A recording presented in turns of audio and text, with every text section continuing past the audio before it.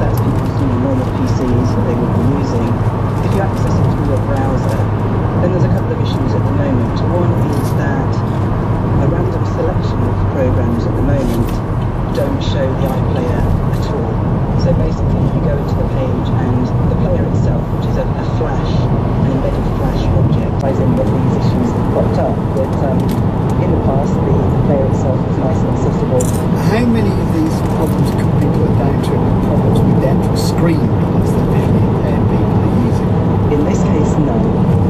Yeah, so normally there would be some issues, and they are very conscientious in testing the iPlayer with a range of different screen readers, including going back to earlier versions of, say, something to do with the code or page. So what do you want the iPlayer team to do? Obviously, resources are always, an issue, but if they could prioritise this fix as quickly as possible, the disappearing controls are only affecting screen reader users. The controls don't disappear visually from the screen.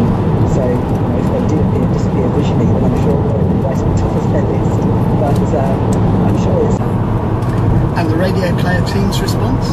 Radio Player acknowledges the importance of screen reader technology, and we will be working with the BBC to roll it out across all regions. What we've got now is that because the political process chews people up,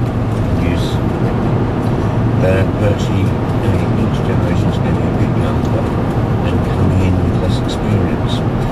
And I think that is a weakness in the system. It suits the media, it comes to string of new faces, new dramas, but I don't think it's necessarily good for the continuity of government. And there's a choice for us voters here. We can't join the route. And by the way, although I think they're rather good, these leaders, I think it is a fashion that will pass.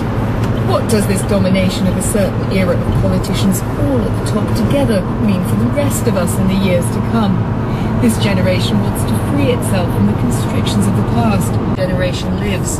If you look within ideas like the big society and public sector mutuals and all of that, the Tories strike me, not all of them by any means, but I think some of them aren't going to put up with sitting in a waiting room for 2 hours and then someone comes along, does something to them and tells them to go away. A new sort of idea is needed. But there's sort of bureaucratic government that really fresh thinking is required here, and I think even the younger members of the Labour Party are only in the foothills of doing it. Labour's leader, Ed Miliband, meanwhile, also thinks his party needs to rediscover the importance of the world beyond the state and the market. There is something else that people value.